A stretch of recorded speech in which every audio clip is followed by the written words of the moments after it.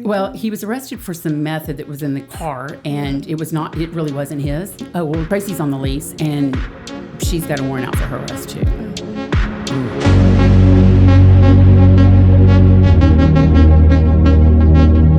This is the Atomic Souls Podcast.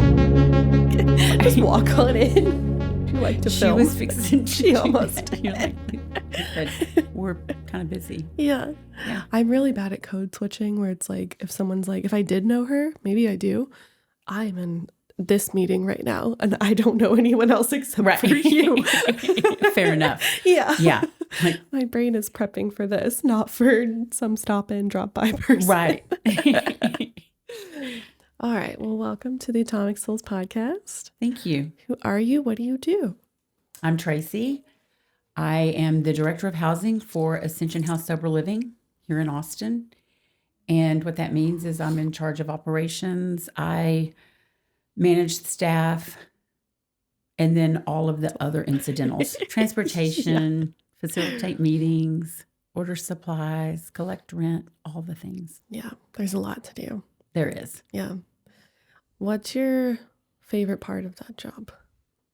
Watching the light come on in the client's eyes. Yeah. Literally. Yeah. Having those like moments of clarity. Yes. Yeah.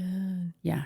Had a conversation or a text message from a girl yesterday who refused to do what I was asking her to do early on out of fear of rejection. Yeah. And when it finally came down to, you have to do this or you're going to have to go somewhere else, she did it. And not only did she get the job, she has been promoted twice, once within 90 days, which is unusual. And now went for a different position yesterday. And she just, I would not be where I am today if it weren't for Ascension. Nice. That's awesome. That's yeah. amazing. Absolutely. She said, I can see where that would be a real benefit. Like, literally, it warms me. Yeah. Makes Just me like happy.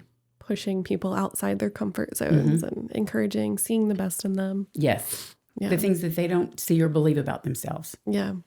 That's amazing. Tracy, can you pull your mic just a hair closer to you? So the arm. Still the arm. There you go. And then twist the mic back so the polka dot is in front of your face. There you go. There you go. Perfect. Perfect. Cool. So seeing people rise to the better version of themselves, the higher version. To get well. Yeah. Why, or tell me more about why that's important to you. So one of the pieces that was profound for me is the book talks about most times people outside, like the other people see the change before the individual does. Yeah. And that was my experience. Yeah. You know what I mean? Yeah. So that when the families begin to recognize, when we begin to recognize and we can continue to instill that, like, I see this about you, because it surprises them. Yeah. Oh, I want to believe it about myself, but then it's like, come on. Yeah. Me? Calm down. Exactly. And so to be able to confirm for them the positive and the things that I see that they're doing right. And it's important for us. We need to hear the good stuff too, because we usually hear the bad stuff. Yeah. And our brains are wired to see the bad stuff to survive. And so if we can reflect and maybe someone's never had that reflection of the positive, right, it can be hugely impactful. Yes. Yeah. Is that, you're speaking about the AA book, big book. How has that impacted you in your life, having people that do that for you? Well, so the women that have come before me and have been such an impact on my life have walked through the same things that I have. And even the ones that haven't identify themselves in me, they've been able to teach me how to do that, to see the similarities and not the differences. And that's a big one. Just that first woman that was such a blessing for me, 17 years younger. The only thing we had in common was the disease of alcoholism. Yeah. And yet she could help me. Yeah. Right? How so? Explain that to people who don't understand. She heard what I had to say, was gentle with her delivery about how to do different, how to do better. And, there's nothing like being told what your defects of character are. From a 17-year-old. Well, the good news was that there were 7. She listed the 7 deadly sins. Yeah. It's how each one of those showed up multiple times. And for me, it's wrath. Yeah. Always. Like that hit every single Yeah. aspect of my life. Yeah. And to know that, to have that information given to me, but in a kind and loving way, made a difference for me. Mm-hmm. And so when other people saw something special in me, and, I was 18 months sober when she asked me to manage Brightside Sober Living. Yeah. And just that, because up to that point I was unemployable. Yeah. And although it was not a paying job, I got free rent. And that was huge for me because I was 47 years old when I finally got any sort of employment. Yeah. After I got sober. So That's amazing. yeah, it is amazing. Yes. Tell me how you've worked on, I laugh at the wrath thing because I am also kind of a hothead. Yeah. How have you made progress on that with working on yourself? So, I've said it before, the most ridiculous thing that I do on any given day is get mad at newly sober people. Yeah, we were just talking about that. The expectations that I have for people are not attainable for some of them. Yeah. That's Right? hard. Not Yeah. at this point. Yeah. And so to have those expectations, and I do, I have a visceral reaction. It changes the way I feel to get that mad. Yeah. And yet the emotional hangover from it is just not worth it. Yeah. Right? Yeah. One of the things that we have to do when we've wronged anybody or been out of character is to make amends. Mm-hmm. And each time you do that, I've made every amends that I've ever been aware of. Yeah.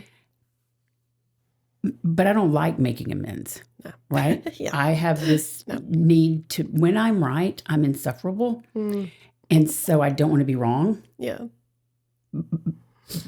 Because then I'm just this mopey, they know I'm a farce. They know I'm fallible, whatever it is.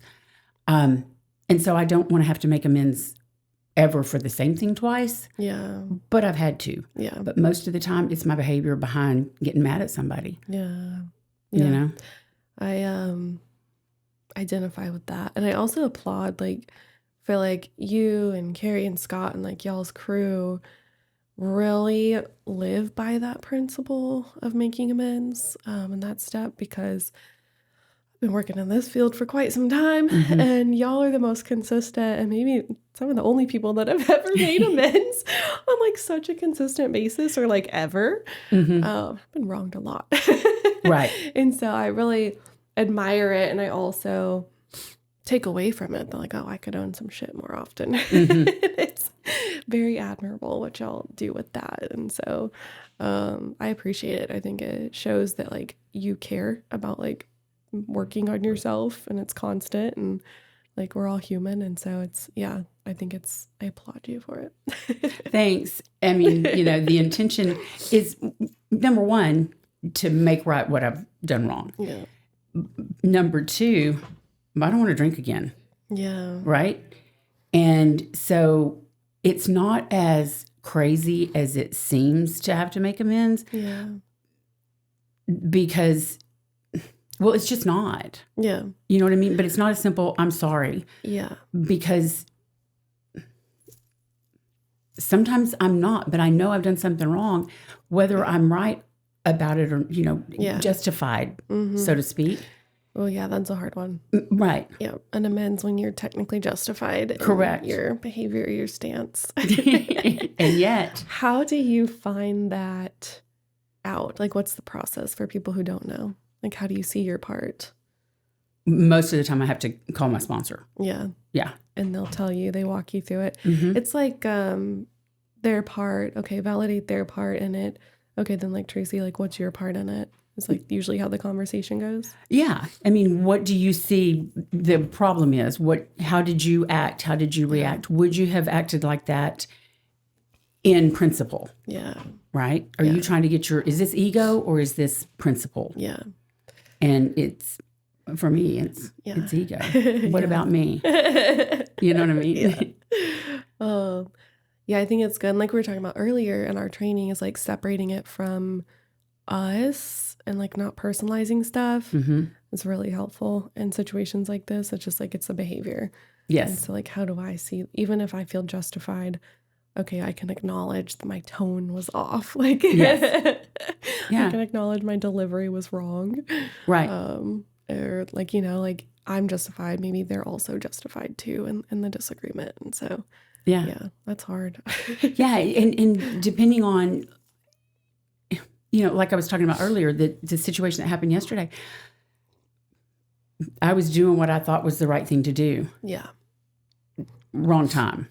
Yeah. Right? Yeah. So that's a hard one. Yeah. I'm such a literal person that I get bogged down in the minutia. Yeah. Like, just stop talking, Tracy. Yeah. Just stop talking. Oh, I tell myself that all the time.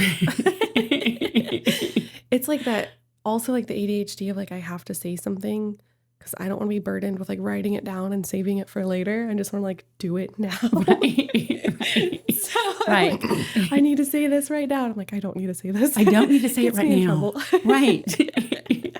Yeah, it's information. Say thank you. Yeah. Yeah, stop talking. Right. I want to go back a little. You said if I don't make amends, I don't want to drink or something like that. Yeah. Like, how does that go together for people who don't understand that? Okay, so there are 12 steps. It's one of those things where, and it's every program ever created in a 12-step environment. Some of these we balked, right? If there are times where I don't do what's been suggested, what's going to be the fallout from that, right? Yeah. And number one, I'm burning bridges, right? Mm. Or possibly burning bridges. Now I've got a secret, or I've got a situation where if I'm still resentful at you and I'm not willing to make amends, then what does that look like for me? What does that look like for you? We're not going to be in the same position that we were before, right? Yeah. So I want to always be able to look everybody in the eye. I want to always know that I've done my utmost to correct whatever my wrongs are. Mm. And the way it's been explained to me is if you're not willing to do all 12 of these things, then the chance of relapse is much greater. Yeah. Yeah. And really, like, there's that concept of clean house. Like, it correct. clears out the clutter and the confusion. Trust God, clean house, help others. Yeah. And if I'm not cleaning the house, if I'm not making amends, then I am co-signing my own behavior. And that's a real dangerous place for me to be, because I'll be justified in whatever I do if I don't recognize where I have been at fault. Yeah. That's why I like that clean house metaphor. It's like, oh, I'll just clean the kitchen tomorrow and it gets sturdier. Oh, I'll clean it this weekend and just get sturdier, and things pile up. And so that by the time things are completely piled up, you're buried under it all, and you're like, just fuck it. Right. I'll just drink to avoid it. Yeah, exactly. Yeah. Yeah. And so it's I love that metaphor of like, clean it, keep it clean daily. Right. Daily reflections, Right. all of that. Yeah. For sure. Yeah. Any questions? I was just curious about like your recovery process, who you were and how you got into recovery and stuff. Yeah. Who were Who you I was. pre-recovery? I think testimonies are really insightful for a lot of people that are struggling with that, because they're like, oh, well, shit, if she did it, maybe I can do it. Yeah, you said you were kind of older when you got it. Yeah, I was. That's unique. I got sober at 45. Yeah. And I got sober at 45 because I was arrested when I was 45 years old. Okay. Been sober since February 2nd, 2011. Oh, it's coming up. Yeah, it is. I'm a little groundhog. Nice. I knew people who got sober through AA. I did not know that I'm an alcoholic. I did meth. Yeah. I like meth. Yeah. Now, I will tell you this, that from the time Dad said, go get me a beer, 5 years old, I was racing to the refrigerator to get the cold beer and always taking a drink of it. I don't know if I felt the effect produced or if I liked the taste, but I know that I was always racing to the refrigerator, right? And so throughout my adult years, like high school, it was it was the 80s in small town Texas. Don't embarrass me. Yeah. So when I embarrassed him, it got swept under the rug real quick so that other people didn't know. Mm-hmm. And then when I did meth, it literally made me smarter and funnier and prettier and all of the things. Yeah. Now, it didn't get... Did it actually? Well, I mean, if you ask me, it did. Magic drug. When I did meth. Yeah. Everybody disagreed, but I know I'm right. I got away with it for a long time. It can for a little bit, yeah. Because it wasn't every day, all day at the beginning. You're occasional meth user. I was an occasional meth user. How is that? It was a weekend thing. Yeah. Really. And I mean, it was one of those things where I wasn't going to seek it out. By the time I was seeking something out, it was diet pills because those were legal. Yeah. And so whatever that looked like, but I was also drunk. You know what I mean? Yeah. That's when I was drinking heavily. And I was fortunate that I did not ever get hemmed up behind that. But then through a series of, I don't know, fortunate or unfortunate goings on, I met that fella that I ended up marrying, and he was on meth. And so that's when it became daily, was the late 90s. Date night. Yeah. Yeah. And again, I still didn't have to seek it out. Yeah. Right? Because he had it. Provided. Yeah. Yes. Like, oh, it's not me. I'm just, Right. Here. Yeah. I mean, he had it. Yeah. Yeah. And so the problem was that I had a daughter who became a teenager at that point, and she was aware of it. And smoking weed, and I don't agree with smoking weed. Weed is a horrible drug. Weed it makes you unmotivated. Weed is blah, blah, whatever. You know what I mean? While you're doing meth, you're like, don't smoke weed. Absolutely, because meth Right. makes me productive. Well, I've seen meth users be very productive, so I can agree. If I want you to get a bunch of stuff done, I'm going to take meth over weed. Like, that's the craziness of it, right? Yeah. And then, That's funny. so at that point, then I was off the rails. My dad came and got my daughter when she was 15 years old and took her away from me, go to treatment, or and I wouldn't admit that I was on drugs. Really? Absolutely, I wouldn't, because What were you telling them? I'm not on drugs. That's fair. That's what I was telling them. And, We've had people do that here. when she accused him of my husband, so wild. well, and that's just it. Like, no, on drugs. I'm not. And I would pop off to other people and say, let them drug test me. I never offered that. What are you doing? Not drugs. I Drug test. literally, I believe they believed me. And that was it's crazy. No, it's fun. I mean, it's funny now, but not fun to her. Yeah. Actually, we have been able to laugh later just about the chaos that was because of where we are now. She's still sensitive to it. Well, I mean, yeah, it was not a good time for her, but she's grown, and we both have a relationship with God now that she has forgiven me for the behavior. Yeah. Right? Yeah. And so when, like I said, he said, go to treatment. And I'm like, I'm not on drugs. I don't need to go to treatment. Yeah.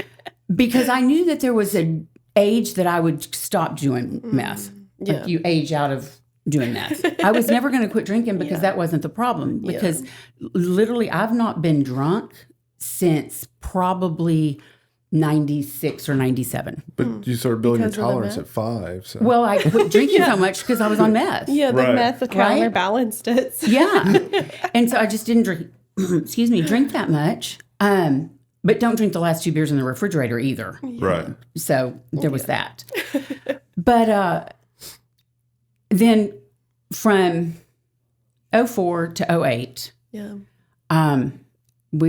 my family, we lost mom, dad, 7 aunts and uncles, and I lost my husband, and my brother lost his 18-year-old daughter. Oh my gosh. And then at the end of that, 08, I was diagnosed with my husband passed away in 2006. Right. I had the clear conscious thought that I just wouldn't do meth anymore because I'm not the one that was seeking it out, right? Yeah. But my friends showed up with meth, Oh my God. right? And so, because they had it there, I was going to do it. Right. Um, It like takes the like responsibility off. You're like, I didn't go find it. I didn't go find this. I didn't look for Right. this. It's like Yeah. so justifiable. Right. They're my friends. They just brought me some Just dope. keep bringing it to me. Yeah. And then in 2008, I was diagnosed with breast cancer, moved to Travis County because I could be on the MAP program, right? Yeah. And met this fella, that last fella. Yeah. And on paper, I knew I was better than him. He was a 15-time convicted felon. He was, living at his parents' house, and he was older than I was. And he had no teeth because meth. But he was funny. And when I was diagnosed with breast cancer, I had a mastectomy. And he made me feel sexy. Yeah. The perfect storm for somebody like me. Yeah. And he, like I said, he was a straight criminal. And so I got involved in that criminal activity, not to blame them. Yeah. It's a rush all in and of itself. Yeah. But when on November 29th of 2010, I was arrested. That was Thanksgiving Day. I was arrested the first time for 3 forgery charges. Oof.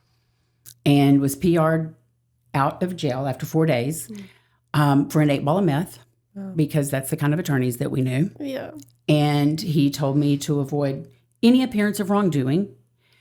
I was supposed to pay him $3,000 and see him in court on December 15th. And I'm a runner. I did not go to court. He said minimal probation or get your charges dismissed, and I didn't show up in court. Ugh. And so on February 2nd, when SWAT came into my house to get me, Ugh. because that guy had been arrested 3 days prior, and He just blamed you for everything. well, he was arrested for some meth that was in the car, and it really wasn't his, but it would have been habitual for him. And so when he said, this is who it belongs to, and he's staying at this house, and they said, well, I can't go into a house that he's not. And Tracy's on the lease, and she's got a warrant out for her arrest too. Oh, Mm. jeez. So I didn't find that out until later, but nevertheless, so yeah, that was the day I went to jail for the failure to appear. Yeah. On February 9th, they called me for Thursday afternoon court, and the girls told me, this is the best time to go to court. Oh my gosh, you're about to get out. This is all great and fine and dandy. Why? And I was like, okay, cool. Yeah. And so they take me downtown, and the judge says, Why did they think that was a great time to go to court? because they had been in jail for a long time, and apparently girls get out on Thursday afternoon court. That's what they indicated. That's just a known fact. If you go on Thursdays, you're good. Yeah, basically. Thursday afternoon, too. Like, they didn't call me until like 11 o'clock. That's so fun. It's like little things you learn along the way. Yeah, jailhouse lawyers are not always right. If you're learning those kind of patterns, you're there too much. You're there too often. Exactly. Well, you'd be surprised how many of them are. Yeah. Look at that cup. Wait, hold that cup up. Oh, what does that cup A say? merch There intermission. you go. How about There that?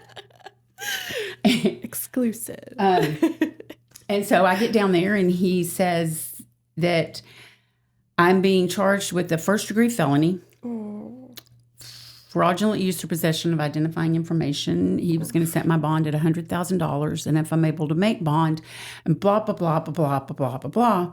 Yeah, you stopped listening after that.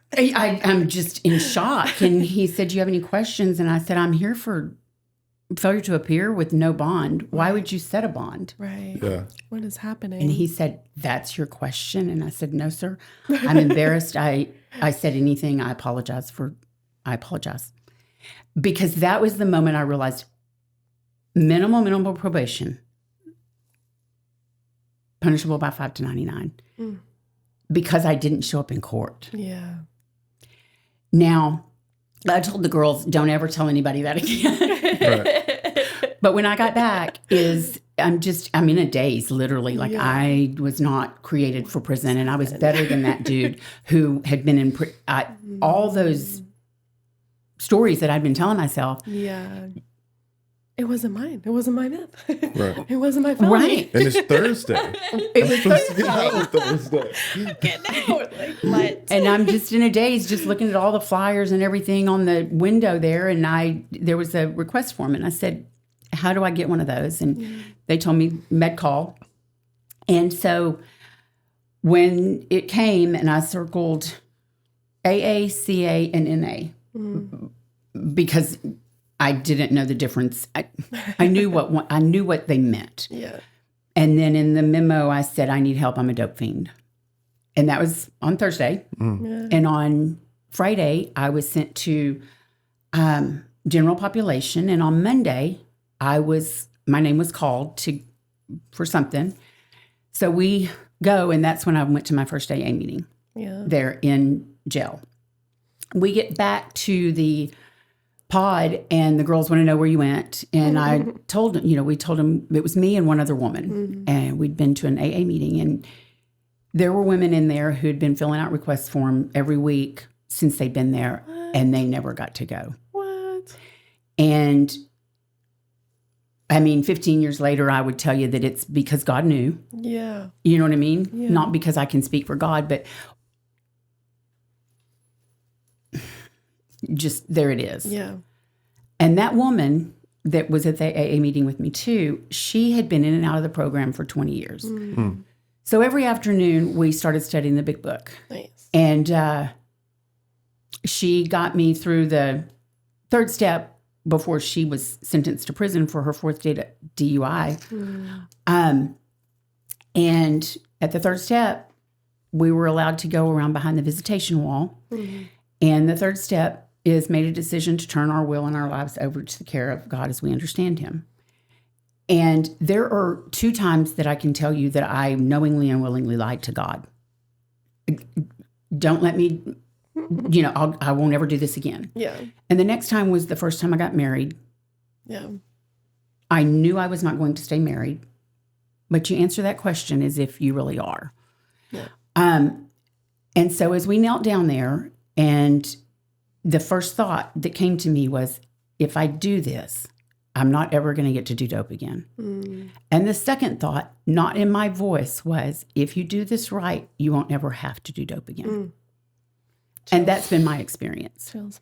So my third step was the most powerful, my first third step was the most powerful step till 15 years later. Yeah. You know what I mean? Yeah. There have been a couple of times that it has not been my voice that's spoken to me, but that day, literal tears of, okay.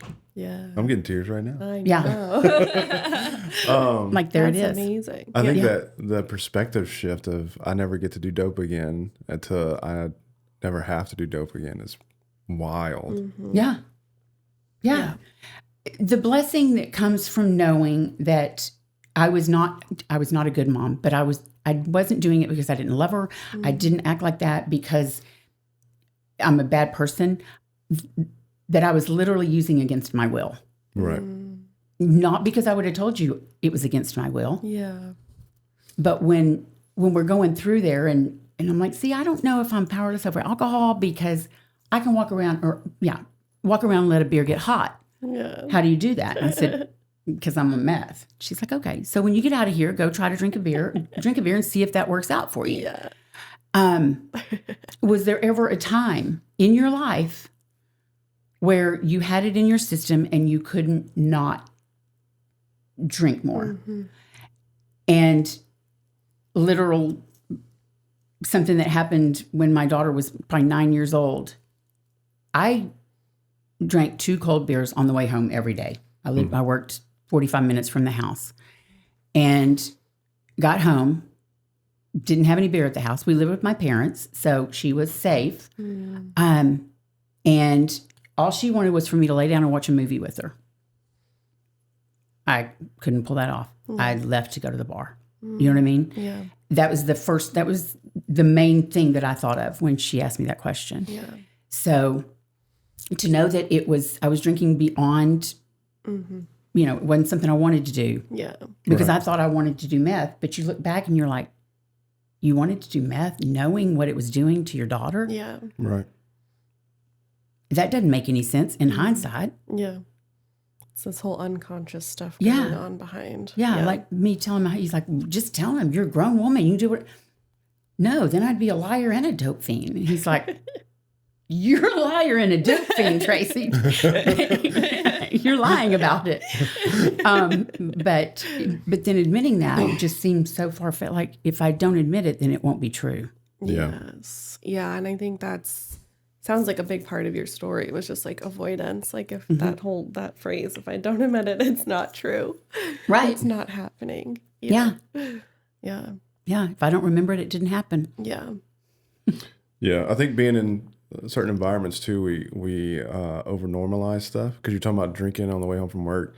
Before I met Rachel, I was, still living in Louisiana and working, and I would get a daiquiri every single day after work on the way home. And I didn't think it was crazy because everybody did it. Right. My parents did it. My buddies did it. Like, that's just what you Drive-through did. They have drive-through daiquiri are a shops. thing. What are you supposed to They're do? still a thing. Yeah.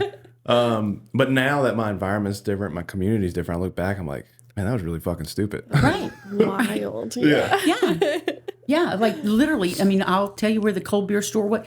I can tell you where the cold beer store was in Miami, Florida, and that was in 86, 88. You know what I mean? Yeah. We knew where every cold beer store was. Yeah. And like the whole concept of like, if you don't acknowledge it, it's not real. But at the same time, like, I'm a true normie and I don't know where every cold beer store is. Right. You know? Like, that's true normieism. Right. She's like, Right. I'm normal. Like, I can drink normal. Like, you're Yeah. in such delusion. But yet you know every beer store. Yeah. Yeah, I remember a few years back, we took some Atomic Souls people over to the lake house. I think it was Megan was in the pool with us. You were having a drink and you're like, I think I'm done. She's like, what do you mean you're done? You gotta drink that whole drink. Right. Yeah, she's like, no, like, you're drinking. You're supposed to just keep drinking. Yeah. No, that's not how normies do that. Right. Yeah, I'm a genuine, true and true normie. Right. Yeah. Yeah. Yeah. And that's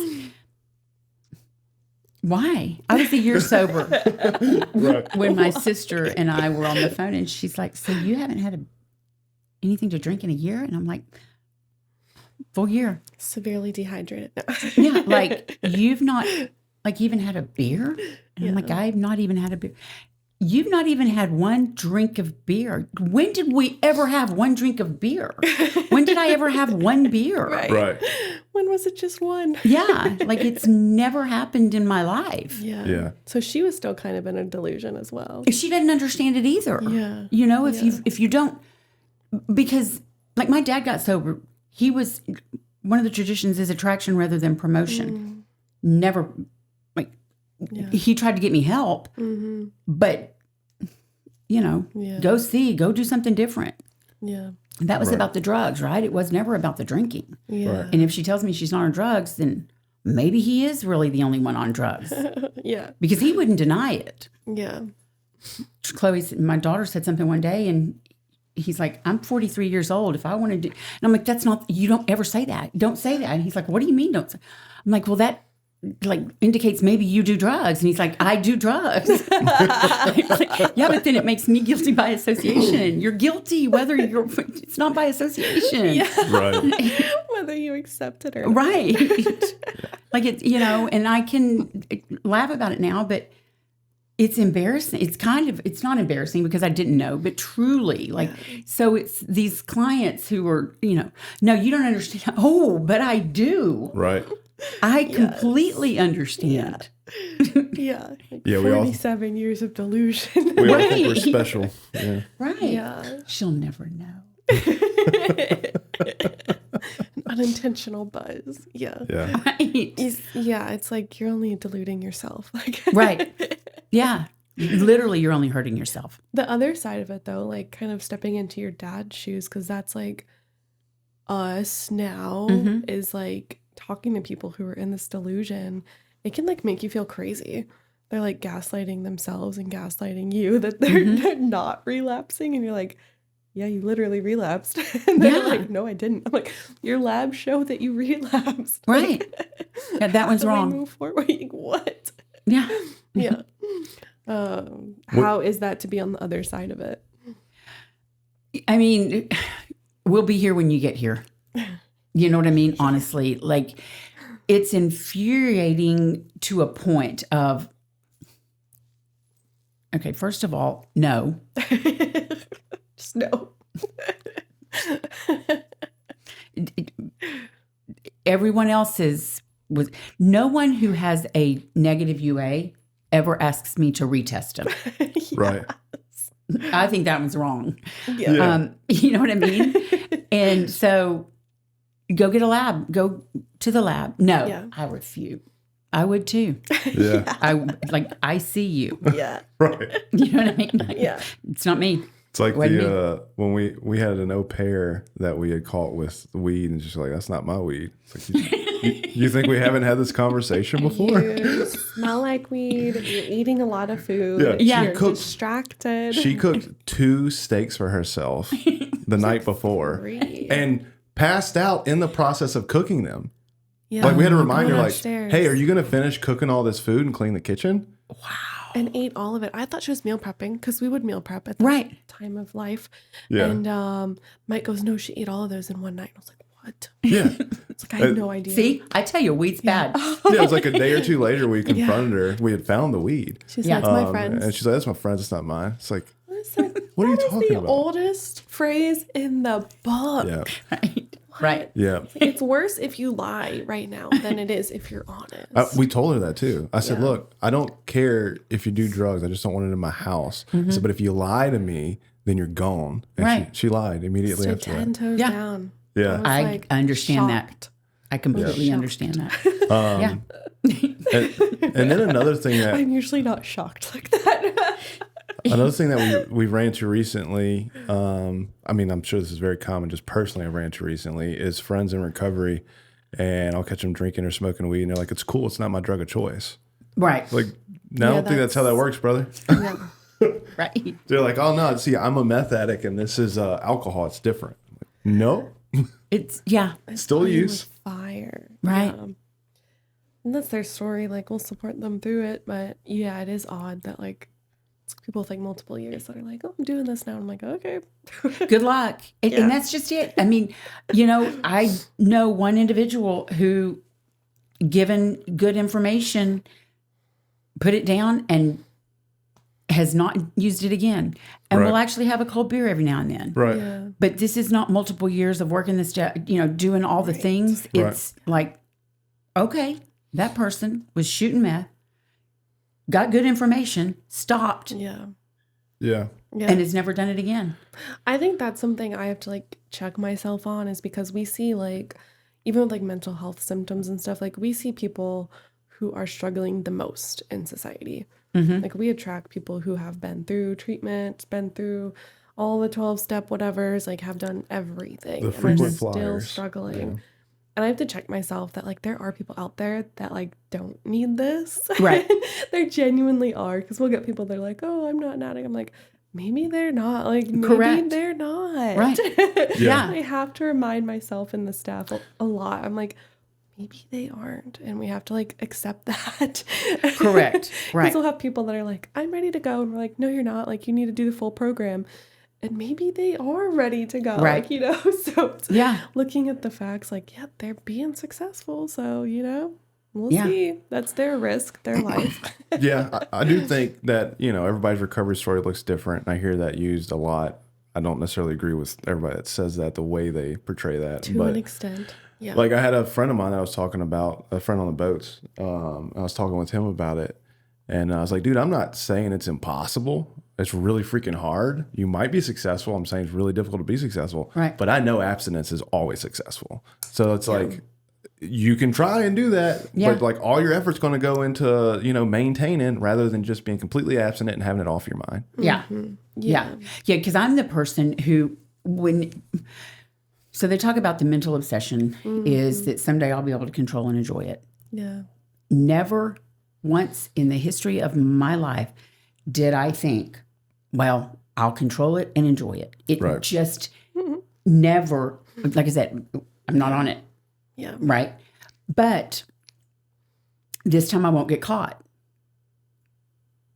Because until my dad passed away, he was my chief enabler. He would, and not because I was involved in the criminal activities, but because he always bailed me out. Yeah. Whatever the chaos was, whatever it was. Yeah. And then he was gone. And literally, I had a T-shirt 100 years ago, and it was a cartoon drawing of this kid on a jail bunk, like the old-timey jail pictures with the little bars in the window. And underneath was a God in a white robe with this little yellow. The only color was the yellow halo. And it says, Timmy finds the Lord in jail. And like I mocked. It was just, oh yeah, everybody finds the Lord in jail. Right. You literally did. I literally developed my relationship with God because I had no human aid to bail me out. Yeah.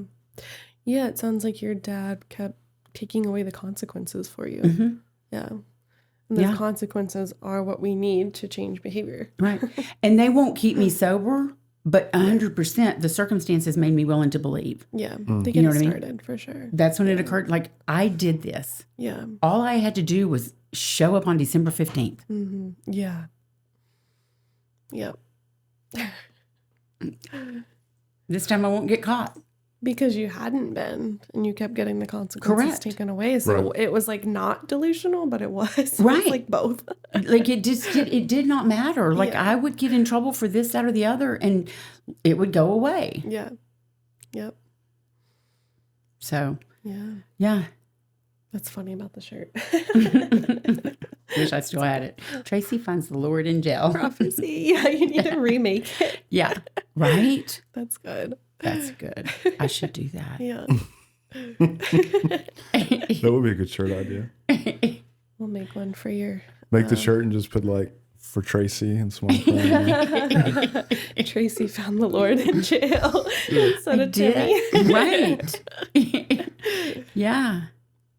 I mean, and the truth of the matter is that's 100%. Yeah. I'll tell y'all this. The woman that took me through the big book in jail, she got out and is still drinking Ugh. 15 years later.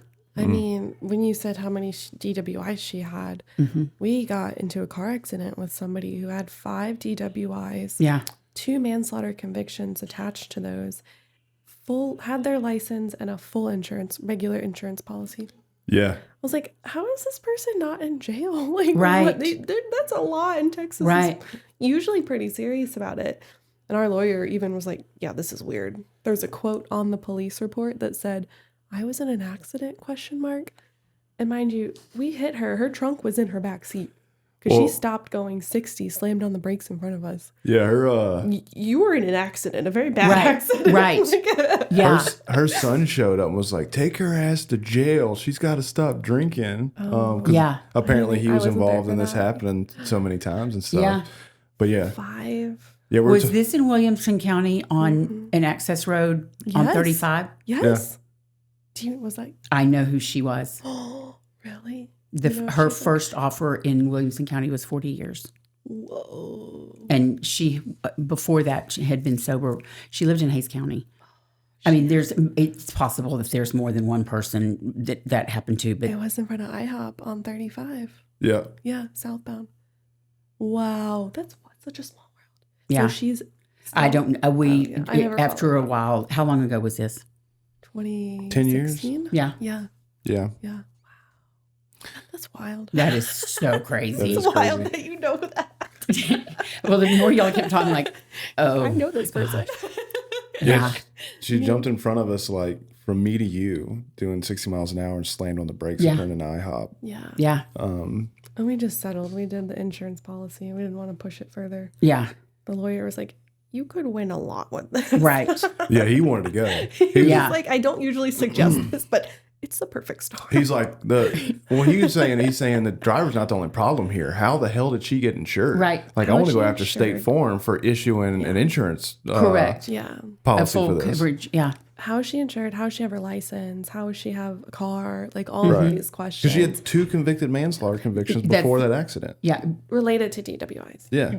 She spent 8 years in prison the first time for those 2. Wow. I knew her afterwards. Wow. Yeah. And she was sober for some For time? quite a few years. Yeah. That's so sad. Yeah. I mean, because she was sober for the 8 years in jail. Mm-hmm. And then when she came out, another 4 years or so, she was sober longer than I was Wow. when she started drinking It again. can happen. Yeah. Absolutely. Like it doesn't matter. And I think that goes back to the first kind of points we were talking about is like, why is each step important? Like making Right. an amends daily so that you're not like that and like Correct. don't relapse. Yeah. Yeah. Because I can't stand my own damn self sometimes. You know what I mean? So what does it take? And what will happen if I don't? That could be you. Yeah. Right? What is the what's the trigger? What's not the trigger in that sense of the word? I mean the trigger. Yeah. What's it going to be? If I don't have to do this, then I don't have to do that either. Yeah. Yeah. Yeah. I mean, it helps because of the closeness, like with Scott and Carrie, you know, like we live in the same house. We do morning meditation together. Yeah. It's not like any one of us could get out of sorts or off the beam too far Yeah. without the other one saying, what's going on? Yeah. You That's know what why I mean? I think I admire y'all's program and like y'all's community because y'all do stay well connected in the community. Mm-hmm. I think that's so important. What we're trying to like foster more here is community and connectedness Yeah. because it can help you like, check you faster Yeah. than if you're just doing it by yourself. Yeah. Yeah. Or just showing up once a week to a meeting, like not getting like real with people. Right. People don't know who you are, what you're doing. Right. It's easy to, disregard and not clean house and keep it clean. Yeah. Spiral, set things off into a spiral. Yeah. Yeah. What's the old saying, sin thrives in darkness. So community helps bring things to light. Right. Yeah. Absolutely. Yeah. Well, Sweet. awesome. Yeah. Well, Thanks thanks for for coming. coming.